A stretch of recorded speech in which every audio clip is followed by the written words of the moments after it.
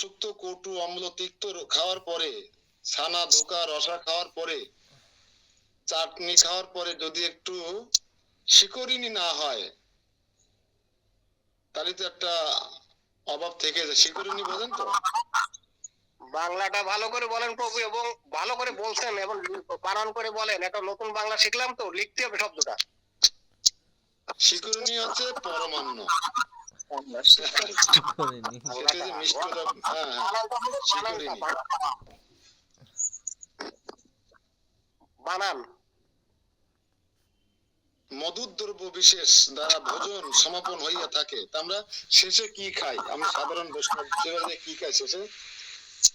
পায়েস বলি, সাধারণ বাংলায় পায়েস, সাধু ভাষায় পরমান্ন, আরো সাধুতর ভাষায় এগুলি শিকরিনি। শিকরিনি নিয়ে এসো, দেখবেন কেউ আপনাকে দেবে না। বলেন বাড়ি ছেড়ে, কালকে গিয়ে মন্দিরে আমি তো শিকরিনি খাই না, শিকরিনি পেলাম না, বলবেন, দেখবেন কেউ বুঝতে পারবে না। তালিবাসের রশ্মি খ, রশ্মি মধ্যাহ্নের রশ্মি শিকরিনি ইত্যাদি মধুর দ্রব্য বিশেষ, এরা হচ্ছে মধুর দ্রব্য বিশেষ, অর্থাৎ পরমান্ন।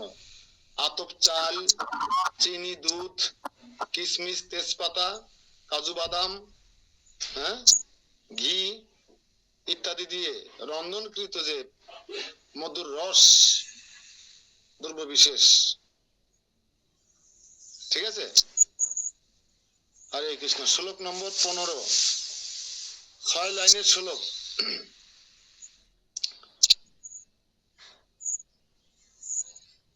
সুখদেব উপদেশেন নিহত অশেষ সাধংসহম সম্যক প্রাপ্ত সমতার্থম শ্রীকৃষ্ণ প্রেম সংপ্লুতম সন্নিকৃষ্ট নিজভীষ্ট পদ আহরণ কালকম শ্রীমৎ পরীক্ষিতম মাতা তৎসাৎ কৃষ্ণ তৎপরাহ প্রবোদ্ধ নন্দিতা তেন পুত্রেণ সেন সংকুলুতা।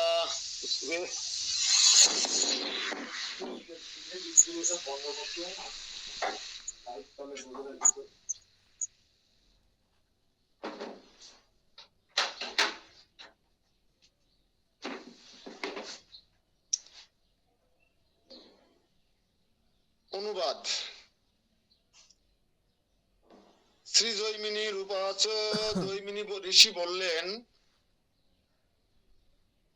হে নিরিপোত্তম, নিরিপোত্তম মানে নরগণের মধ্যে যিনি উত্তম, পরীক্ষিত মহারাজকে সম্বোধন করতে, হে নিরিপোত্তম,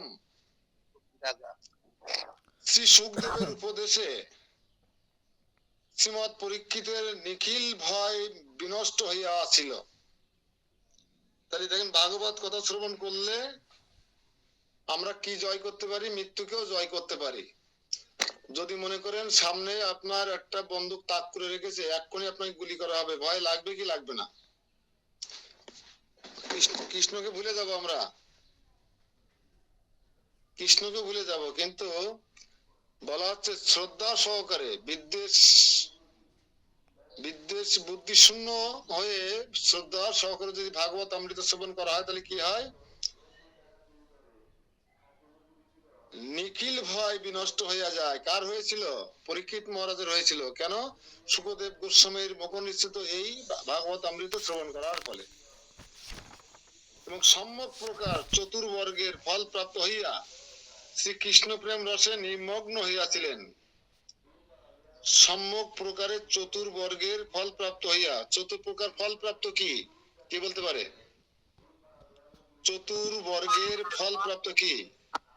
ধর্ম, অর্থ, কাম, মোক্ষ, এই চারটে ফল। ধর্ম, কাম, হ্যাঁ, লেখেন চতুর্বর্গ কি? প্রশ্ন, চতুর্বর্গ কি? চ তরসু বয়রেপ গয়রেপ চতুর্বর্গ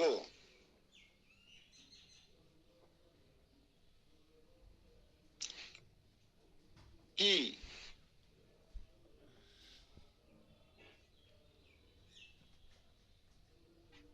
চতুর্বর্গ হচ্ছে, লেখেন উত্তর, চতুর্বর্গ হচ্ছে ধর্ম, কমা অর্থ, কমা কাম, কমা মোক্ষ, মৌখিয়, চতুর্বর্গ। সাথে সাথে 8টা প্রশ্নের উত্তর নিয়ে নেন। তাহলে পঞ্চম পুরুষার্থ কি? প্রশ্ন, পঞ্চম পুরুষার্থ কি? পঞ্চম পুরুষার্থ মানে 5টা, এই 4টির অধিক উপর আর একটা আছে, এই 4টি ভক্তরা কামনা করে না। হ্যাঁ,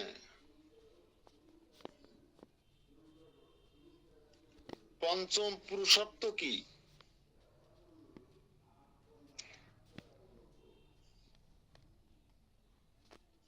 উত্তর, পঞ্চম পুরুষার্থ হচ্ছে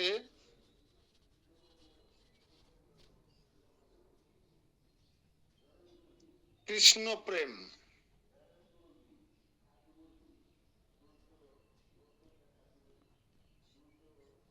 কৃষ্ণ প্রেম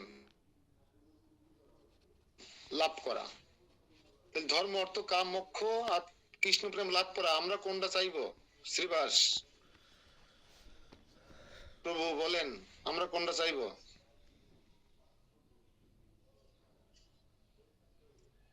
ধর্ম, অর্থ, কাম, মোক্ষ নাকি কৃষ্ণ প্রেম? আমাদের কোনটা প্রয়োজন? সেটা, আচ্ছা, হরে কৃষ্ণ। কৃষ্ণ প্রেম আমরা চাইবো। আমরা ধর্ম, অর্থ, কাম, মোক্ষ আমরা কেউ চাই না, পারলি বা ছাড়ি না।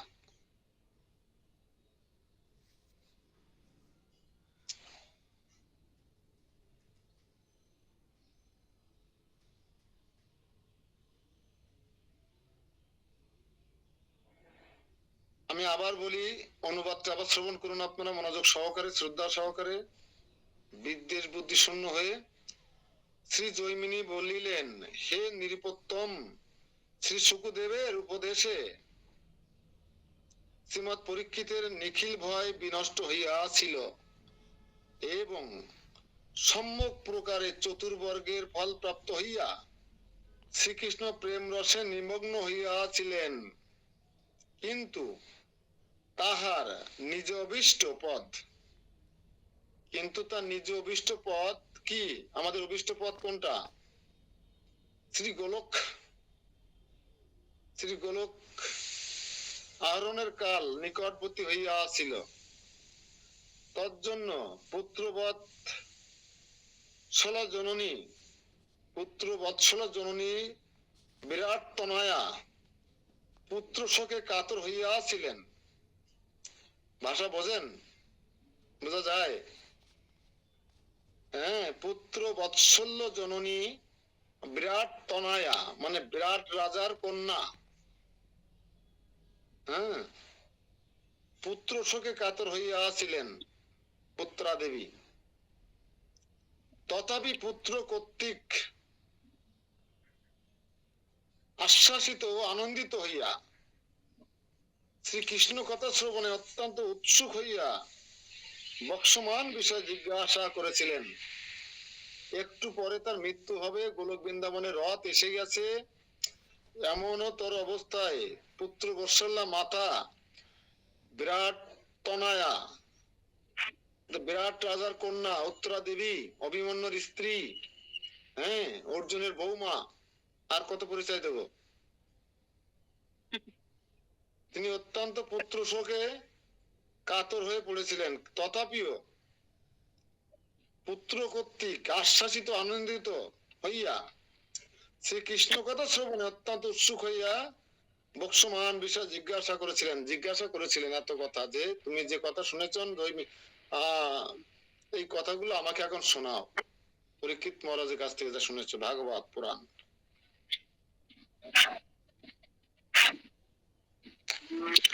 যেটা উত্তরা দেবী পরীক্ষিত মহারাজের মধ্যে আলোচনা হয়েছিল সেটা আমরা এখন শ্রবণ করছি, সেটা এখন আমরা শ্রবণ করছি। তো সাধারণ জীবের লোকান্তরিত প্রিয়জনের সহিত মিলনের জন্য জন্মান্তরে অপেক্ষা করিতে হয়, এবং সেই জন্মান্তর কর্ম পরতন্ত্র বলিয়া প্রিয়ঙ্গম হইতে পারে, নাও হতে পারে। আবার অনুকূল কর্ম বসে প্রিয় সম্মিলন ঘটিলে ইহলোক ত্যাগ ও জন্মান্তর লাভ, এই সন্ধিক্ষণে অন্তত অন্যকে প্রিয় বিচ্ছেদ দুঃখ ভোগ করিতে হয়। শ্রী উত্তরা দেবী বা মহারাজ পরীক্ষিতের কিন্তু তা হয় নাই।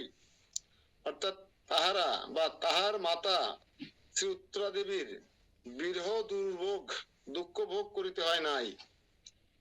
নিজের সন্তান সামনে মৃত্যুবরণ করছে দেখেও উত্তরা দেবীর দুঃখ ভোগ করতে হয়নি। কিন্তু আমরা কি করি? আমরা কত দুঃখে কাতর হয়ে পড়ি। কারণ কি? উত্তরা দেবী এত পুত্র বাৎসল্য, পুত্রের প্রতি এতটা দুর্বলতা ছিল, স্নেহ ছিল, ভালোবাসা ছিল, সেই পুত্রের মৃত্যুকালে কেন তার দুঃখ ভোগ করতে হলো না? কারণ কি বলেন? আরে আপনার আমার পুত্র আর কি, আমরা কি স্নেহ করি? পেটে নষ্ট হয়ে যাচ্ছিল তার, এই এই এই বংশে পাণ্ডব কুলে আর কেউ উত্তরাধিকারী ছিল না। তারপরে একমাত্র পেটের সন্তানকে অশ্বত্থামা বিনষ্ট করে দিচ্ছিলেন, তাকে বাঁচানোর জন্য ব্যাকুল হয়ে কৃষ্ণের কাছে প্রার্থনা করেছিলেন মামা শ্বশুরের কাছে উত্তরা দেবী। সেই মৃতপ্রায় সন্তান ধ্বংসপ্রাপ্ত অবস্থা থেকে আবার ফিরিয়ে আনা সন্তানের একমাত্র এই ভারতবর্ষের এই পাণ্ডব বংশের উত্তরাধিকারী, নারী ছেড়া ধন যার আর কেউ নেই এই কুলে উত্তরা দেবীর, সেই পুত্রের মৃত্যুকাল উপনীত হয়েছে। কিন্তু কেন দুঃখ, কি বলছে এখানে, তাকে বিচ্ছেদের দুঃখ ভোগ করতে হলো না? পুত্র বিচ্ছেদের দুঃখ ভোগ কেন করতে হলো না উত্তরা দেবীকে? কে বলতে পারে? হরে কৃষ্ণ। হরে কৃষ্ণ। উত্তরা দেবী জানে যে ওনার ছেলে যে কৃষ্ণ ভক্ত আরো ভগবান ধাম চলে যাবে, তার জন্য ওনার কোনো ইয়ে হয়নি দুঃখ ভোগ করা। যে কোনো ছেলে যদি ভগবান ধাম চলে যায়, সে মা বাবার কোনো দুঃখ কষ্ট ভোগ করার কোনো প্রশ্নই ওঠে না, যার ভিতরে এই জ্ঞান আছে। তাহলে আমাদের বৈষ্ণবরা মারা গেলে আমরা কান্না করি কেন? আমরা কেন কান্না করি? আমাদের তো পুত্র না। ভদ্রনাথ প্রভু মারা গেলে আমরা কান্না করেছি না সবাই? আমাদের পরম দয়াল প্রভু মারা গেল, যখন দেহত্যাগ করলেন, অপ্রকার লীলা করলেন, আমরা কান্না করেছি না? গুরু মহারাজ আচার্যরা দেহ বিচ্ছেদ করলে আমরা দুঃখ পাই কেন? বিরাহ দুঃখ আর জড় জগতের দুঃখ তো অনেক ডিফারেন্স। বিরাহ অনুভব যে তার প্রতি,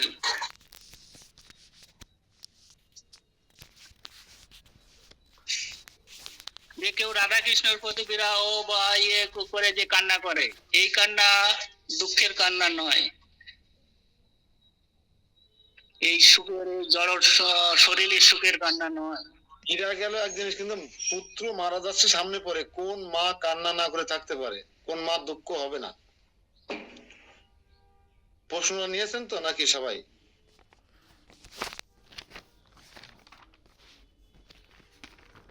প্রিয় পুত্রের বিচ্ছেদে, না প্রিয় পুত্র লিখলে আপনারা অনেক সময় বুঝতে পারেন, প্রিয় পুত্র শ্রী পরীক্ষিতের বিচ্ছেদে শ্রী মাতা শ্রী উত্তরা দেবীর বিরহ দুঃখ ভোগ করিতে হয় নাই কেন? সুন্দর উত্তর আছে, আপনারটা কাছাকাছি গেছে প্রায়।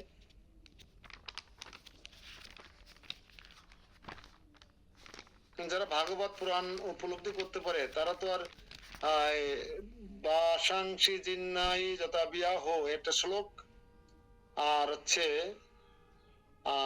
13 নম্বর শ্লোক, তৃতীয় অধ্যায়, কত অধ্যায়ের, যে দেহান্তর ব্যাপ্তি ধীর মাত্র, এটা কি জানো প্রথম থেকে মনে পড়ছে না, দেহ দেহি দেবী না অশ্বিন যথা দেহ কৌমারং যোগম, ওইটা? হ্যাঁ, দেহান্তর প্রতি দৃঢ় নাম উজ্জ্বতে।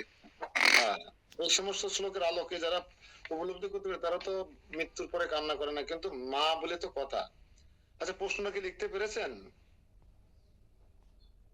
প্রশ্নটা প্রশ্নটা হ্যাঁ? ওই, এখন 3 দিন পরে আবার বলে প্রশ্নটা একবার বলেন। প্রশ্নটা বলছি ওই ভাষাটা দিয়ে দিই এখানে, দেখি।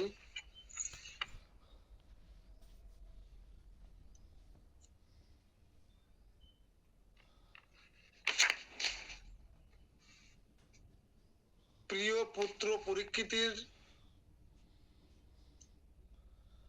বিচ্ছেদকালীন সময়ে মাতা উত্তর দেবী কেন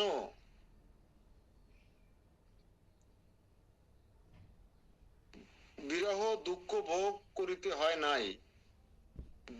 বিরহ দুঃখ ভোগ করিতে হয় নাই প্রাণায়াম করতে হবে, প্রাণায়াম যোগ ব্যায়াম। কেন? উত্তর, কারণ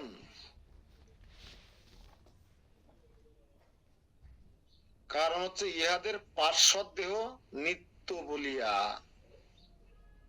পরীক্ষিত মহারাজ সহ ভগবানের যারা ছিল তারা সবাই নিত্য পার্শ্বদ ভগবানের। কারণ ইহাদের পার্শ্বদ দেহ নিত্য বলিয়া, সেই দেহেই শ্রীকৃষ্ণ প্রাপ্তি সংগঠিত হইয়া থাকে। এই জন্য তাদের জন্মান্তর প্রাপ্তি কাল সন্ধিরূপ অল্প সময় প্রিয়তম শ্রীকৃষ্ণ প্রাপ্তির অন্তরায় হয় না। অত লিখতে হবে না, আমি যেটুকু বলি সেটুকু লিখুন। কারণ ইহাদের পার্শ্বদ দেহ নিত্য বলিয়া, সেই দেহেই কৃষ্ণ প্রাপ্তি সংগঠিত হইয়া থাকে। তারা সশরীরে কৃষ্ণকে দর্শন করতে পারে। তারা কৃষ্ণের নিত্য পার্শ্বদ। তারা কৃষ্ণের যে নাটক মঞ্চস্থ করেছেন লীলায়, তার একটা চরিত্র, ক্যারেক্টার তারা। ঠিক আছে, আমি আবার বলছি উত্তরটুকু। কারণ কমা ইহাদের পার্শ্বদ দেহ নিত্য বলিয়া, সেই দেহেই রস্যই দেবেন শ্রীকৃষ্ণ প্রাপ্তি সংগঠিত হইয়া থাকে।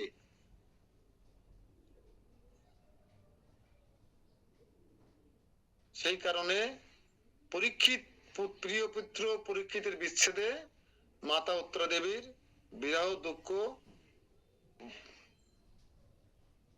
ভোগ করিতে হয় নাই। কারণ তারা সবাই এই কৃষ্ণলীলা নাটকের এক একজন প্লেয়ার, ক্যারেক্টার। এবং তারা সবাই দেখেন, পরীক্ষিত এবং উত্তরাদেবী সবাই কিন্তু সশরীরে কৃষ্ণকে দর্শন করেছেন। এই জন্য তাদের দুঃখ ভোগ করতে হয়নি, বিরহ দুঃখ ভোগ করতে হয়নি। হরে কৃষ্ণ।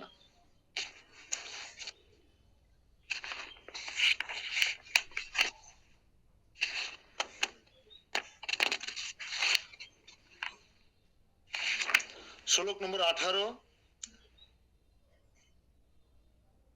যদিচ্ছুকেনোপবিষ্টম তে বর্ষ নিকৃষ্টস্য তস্য মে সারং প্রকাশায় ক্ষিপ্রম ক্ষীরারম্ভ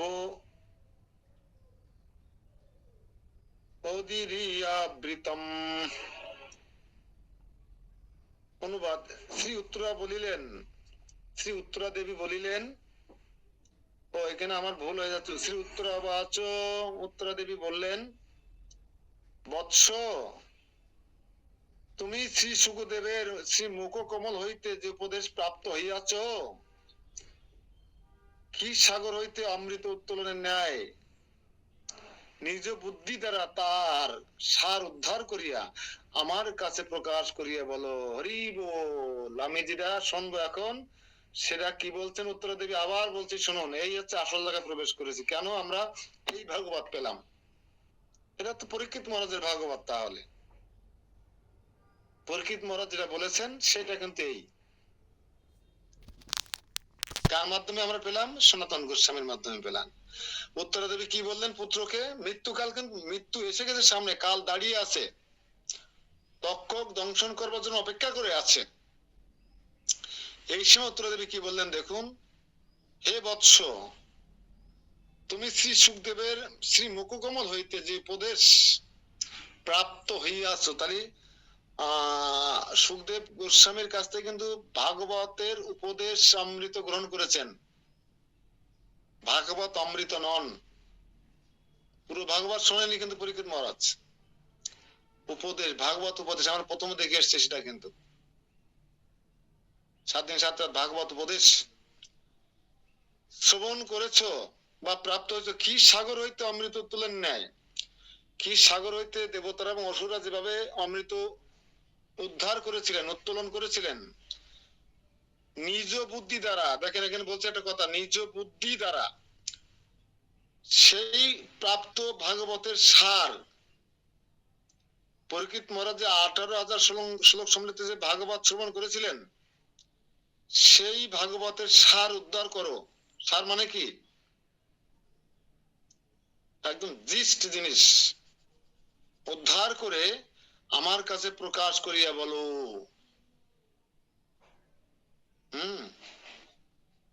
এই জন্য বলে নিজ ভাব অনুসার বা লীলাবশে সংগঠিত হয় এবং সাধারণ জীবাভিমান করিয়া থাকেন,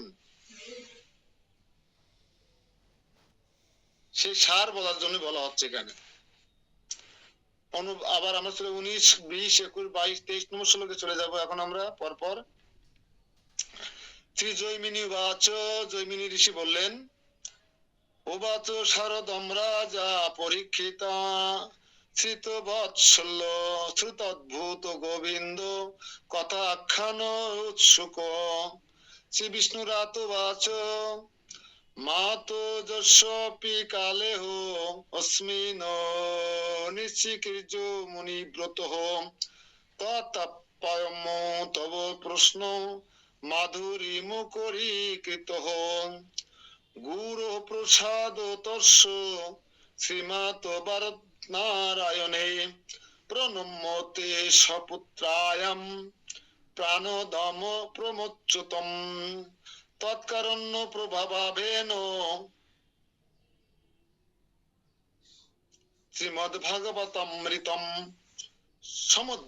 সমুদ্রুতম প্রযত্নেন শ্রীমদ ভাগবতোত্তময়ী মুনীন্দ্র মণ্ডলী মধ্যে নিশ্চিতম মহতাম মতম মহাগুজ্জময়ম সম্যক কথায়ম অবধারায়।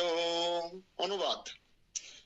শ্রী জৈমিনী বললেন, মাতৃবৎসল রাজা পরীক্ষিত নিজ গুরু শ্রী শুকদেবের মুখ মন্ডল বিনিশ্রিত অতি অদ্ভুত শ্রী গোবিন্দ কথার আখ্যান রসে উৎসুক হইয়া আদরের সহিত বলিতে লাগিলেন। মা যখন বললেন, ক্ষীর সাগর থেকে যেভাবে অমৃত উত্তোলন করা হয়েছিল, তুমি তোমার গুরুদেব ছিল শুকদেব গোস্বামীর কাছ থেকে যে ভাগবত কথা অমৃত উপদেশ শ্রবণ করেছেন, সেটা নিজ বুদ্ধি দ্বারা তার সার উদ্ধার করিয়া আমার কাছে প্রকাশ করো।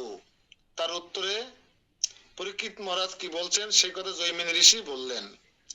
শ্রী পরীক্ষিত বললেন, মা তো যদ্যপি আমার প্রয়াণ কাল নিকটবর্তী, যদিও আমার মৃত্যুকাল খুব কাছে এসে গেছে এবং আমি ওই অতি অল্পকাল মৌন ব্রত অবলম্বনে অতিবাহিত করিব বলে মনে করিয়াছিলাম।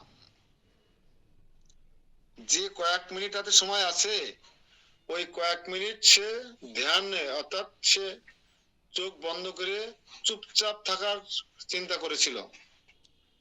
এ কথা কে বলছে? তার মার সম্মুখে পরীক্ষিত মহারাজ বলছেন।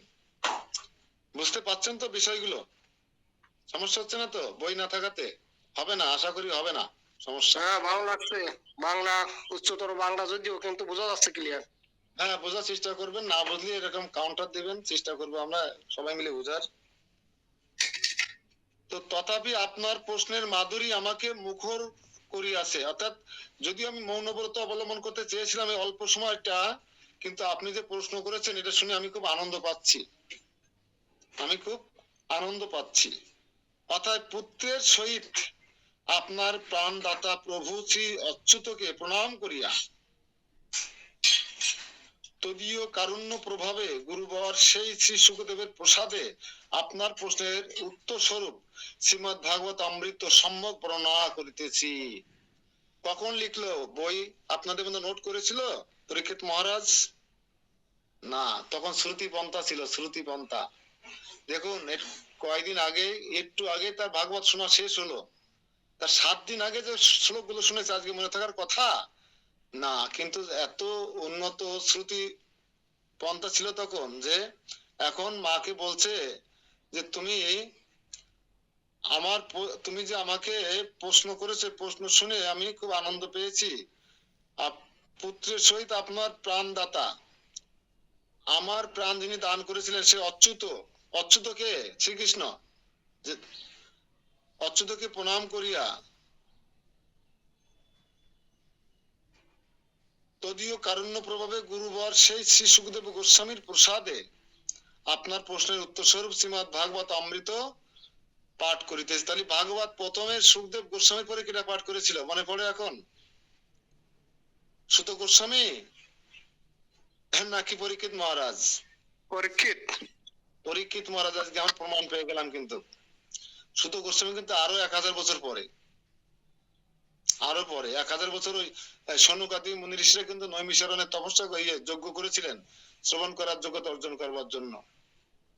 তাহলে ব্যাসদেব পরে সুখদেব, সুখদেবের পরে পরীক্ষিত মহারাজ, পরীক্ষিত মহারাজের পরে কে করেছেন জানি না, আমরা যতদূর জানি সুত গোস্বামী। নোট নিতে পারেন। আপনি অবধারণ করুন, এই ভাগবত অমৃত, ভাগবত উত্তম শ্রীমৎ শুক নারদ আদি কর্তৃক সমুদ্রিত মুনীন্দ্র মন্ডলীর মধ্যে অবধারিত এবং পরশারাদি মহাজন সম্মত, অতএব অতি গোপনীয় মহারসময়। এই সমস্ত মুনি ঋষি দ্বারা স্বীকৃত, তারা সম্মত এবং সমাদৃত নারদ, শুক, মুনীন্দ্র মন্ডলী এবং পরাশরাদি অন্যান্য মহাজন কর্তৃক সম্মত গ্রন্থ তুমি এখন মাথা শ্রবণ করো। মাতৃবৎসল রাজা শ্রী পরীক্ষিত শ্রী সুখদেবের কমল হইতে অতি অদ্ভুত শ্রী গোপাল দেবের কথা শ্রবণ করিয়া সে আখ্যান বর্ণনা রসে স্বয়ং উৎসুক ছিলেন। তিনি যে গোপাল দেবের কথা শ্রবণ করেছিলেন, গোপাল দেবকে মালা মাতাজি, সেই যে বলার জন্য খুব উৎসুক ছিলেন। আবার স্বীয় মাতা কর্তৃক জিজ্ঞাসিত হইয়া আদর সহকারে বলিতে লাগিলেন, যেহেতু তিনি মাতৃবৎসল আর মাতা আছে পুত্র বৎসল, পুত্রা, তাই মায়ের এই প্রশ্ন বা মায়ের এই চাওয়া পাওয়া পূরণ করবার জন্য তিনি খুব আনন্দ শ্রী ভাগবত তত্ত্ব বর্ণনা করতে লাগিলেন। বলিতে লাগিলেন। কি বলতে লাগলেন আমরা একটু দেখি এবার। 24 নম্বর শ্লোক। একদা তীর্থমুদ্যন্নে প্রয়াগে মণিপুঙ্গ বাহ মাঘে প্রাত কৃত স্নানাও শ্রী মাধব সমবিত উপবিষ্ট মুদাবিষ্ট মনোমান কীর্তার্থম কৃষ্ণস্য দ্বৈত হসিতি স্নাগন্তে সম পরস্পরম। এইবার কিন্তু ভাগবত শুরু হয়ে গেল, মূল ভাগবত এবার শুরু হয়ে গেল। কে বলছেন? সনাতন গোস্বামী না, পরীক্ষিত মহারাজ তার মাতা উত্তরা দেবীকে শ্রবণ করাচ্ছেন। মাতৃবৎসল পরীক্ষিত মহারাজ পুত্র বৎসল শ্রী মাতা উত্তরা দেবীকে এবার মূল ভাগবত অমৃত রস আস্বাদন করাচ্ছেন, যেটা এখন আমরা আস্বাদন করব। দেখবেন অনেক ভালো লাগবে। অনুবাদ। একদা তীর্থ শিরোমণি প্রয়াগে মাঘ মাসে মুনি শ্রেষ্ঠগণ প্রাতঃস্নান আদি সমাপন করিয়া শ্রী মাধব সমীপে উপবেশন পূর্বক আনন্দ বসে আপনাদিগকে কৃতার্থ মনে করিয়া একে অপরকে বলিতেছেন, তুমি শ্রীকৃষ্ণের প্রিয় পাত্র, এই রূপে পরস্পর গর্ব প্রকাশ করিতেছিলেন। আমি আরো সহজ করে বলি, তো কোনো এক সময় তীর্থ শিরোমণি প্রয়াগ, প্রয়াগ তো বোঝেন, এখন এলাহাবাদ যেটাকে বলা হয়, ত্রিবেণী যেটাকে বলা হয়, ত্রিবেণী উত্তরপ্রদেশের ত্রিবেণী এলাহাবাদে প্রয়াগরাজ বলা হয় তিনটা নদীর সমাহার। কি কি নদী? গঙ্গা, যমুনা, সরস্বতী, যেখানে মিলন ঘটেছে সেই জায়গা মানে তীর্থ শিরোমণি বলা হয়। তাহলে প্রশ্ন নেন, তীর্থ শিরোমণি কাকে বলে? তীর্থ শিরোমণি কাকে বলে? আচ্ছা, আজকে এই পর্যন্ত রাখবো। আপনাদের কখন 7:40 বেজে গেছে আমি টেরই পাইনি। এখন সময়ের জ্ঞান থাকবে না, এরপরে যেখানে যাবো না দেখবেন সময় জ্ঞান আর থাকবে না।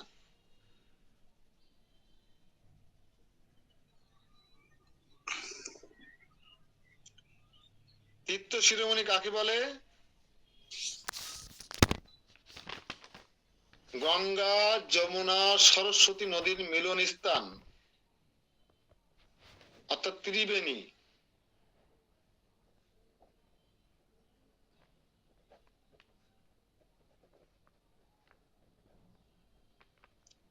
প্রয়াগরাজকে, প্রয়াগ পরে ফলে অন্তঃস্থের প্রয়াগরাজকে তীর্থ শিরোমণি বলে।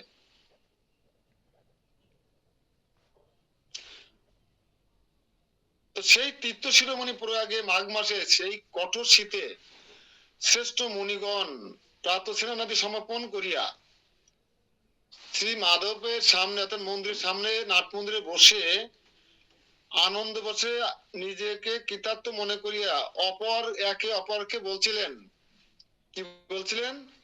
তুমি শ্রীকৃষ্ণের প্রিয়, তুমি সৌভাগ্যবান, তুমি তপস্যার সফল লাভ করেছো। বোঝা গেল কি বলছিলেন? অপরের প্রশংসা করছিলেন, অপরের ভাগ্যের প্রশংসা করছিলেন।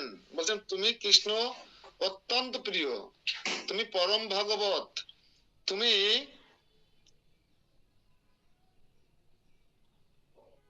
ভগবানের প্রিয় পাত্র। এভাবে অপরের গুণকীর্তন করছিলেন, নিজের না কিন্তু। আমরা তো বলি আমি জানো কত বড় ভক্ত, আমি কত মালা জপ করি, আমি কখন ঘুম থেকে উঠি, আমরা তো এটা বলি। আর দেখুন প্রয়াগে স্নান করে সেই মাঘ মাসে যেখানে 3-4টে কোট গাইতে থাকতে হয়, তারা প্রয়াগরাজে স্নান করে, ত্রিবেণীতে স্নান করে ভগবান সম্মুখে আনন্দ উচ্ছ্বাস প্রকাশ করতে গিয়ে একে অপরকে প্রশংসা করছেন। তাদের বলছে তুমি ভগবানের অত্যন্ত প্রিয়, ভগবান তোমাকে খুব ভালোবাসে, তুমি পরম ভাগবত, ইত্যাদি ইত্যাদি প্রশংসা করছিলেন। ঠিক আছে? এখান থেকে আমরা কি শিক্ষা নেবো? মন্দিরে এসে অপরের নিন্দা করব নাকি অন্যান্য ভক্তের গুণকীর্তন করবো? কোনটা করা উচিত?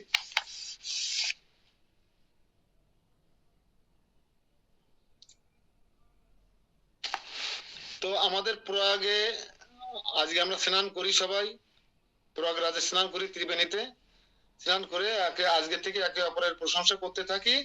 আগামীকাল মাকে বাকি কি বলছেন পরীক্ষিত মহারাজ সেটা শ্রবণ করার অপেক্ষায় থাকবো। তো যারা আসতে পারেনি, আপনাদের নিকটতম জন, আমাদের পরিচিত জন নিয়মিত ক্লাস আদি করে, তাদেরকে মেসেজটা পাঠিয়ে দেবেন, ফোনে বলবেন যে আমরা এমন একটা জায়গায় প্রবেশ করেছি, এখান থেকে আর বেরোনো সম্ভব নয়, আমরা এখন ত্রিবেণীতে চলে গেলাম। আমরা আজকে প্রয়াগে থাকবো, ত্রিবেণীতে থাকবো, কালকে দেখি ওখানে স্নান আবার করব। আজকে তো স্নান হলো, কালকে আমরা আবার ত্রিবেণীতে স্নান করব। গঙ্গা, যমুনা, সরস্বতীর মিলন স্থলে আমরা স্নান করতে পারলে আর এই দেহ ধারণ করতে হবে না। হরি বল। তা ঠিক আছে, আমরা আজকে এখানেই রাখবো, কারণ আপনাদের অনেক কাজকর্ম আছে। হরে কৃষ্ণ। আমরা শুধু হ্যাঁ বলেন। এই ত্রিবেণী গঙ্গা, এটা কি এলাহাবাদের যে ত্রিবেণী গঙ্গা ওইটা? ওই এলাহাবাদ আর প্রয়াগরাজ একই জায়গা না, আগে ছিল প্রয়াগরাজ, মুসলমানরা এসে ওটাকে এলাহাবাদ করে দিয়েছিল। ওইটাই হ্যাঁ। ওইখানে স্নান করেছি, ও তো অনেক ঠান্ডা, নিচে তো অনেক জল ঠান্ডা, গঙ্গা, যমুনা, সরস্বতী, নিচে তো সরস্বতী গেছে, সরস্বতী নদী। হ্যাঁ, নিচে অনেক সরস্বতী নদী ঠান্ডা। সেই, সরস্বতী নদী সেই ওই ব্যাসদেবের আশ্রম থেকে পাতালে প্রবেশ করে এখানে এসে আবার উপরে উঠেছেন এই যে প্রয়াগে এসে। হ্যাঁ হ্যাঁ সরস্বতী নদী জলে মাটির তলে প্রবাহিত হচ্ছে। হ্যাঁ এখানে হ্যাঁ এসে আবার নৌকায় করে যেয়ে বাসে দাঁড়ায়, বাস ধরে ধরে প্রথমে গঙ্গা যমুনা দুই পাশে, আর সরস্বতী নদীর জল অনেক ঠান্ডা, অনেক শীত লাগে, ওটা নিচে অনেক। হ্যাঁ অবশ্যই ঠান্ডা, কারণ সে তো তলে, সে তো মাটির তল দিয়ে আসছে। হ্যাঁ ওখানে স্নান করেছি সেই জন্য রাতের বললাম। অভিশাপে হ্যাঁ বুঝতে পারছি, বদ্রীনাথ থেকে, বদ্রীনাথ। গুজরাট থেকে আসছে। হ্যাঁ কিন্তু আমাদের শরীরটাও তো ওরকম, প্রভু যে পীড়া পিঙ্গলা সুষুষ্ণা যে বলা হয়, সুষুষ্ণাই তো সরস্বতী নদী। এ বাবা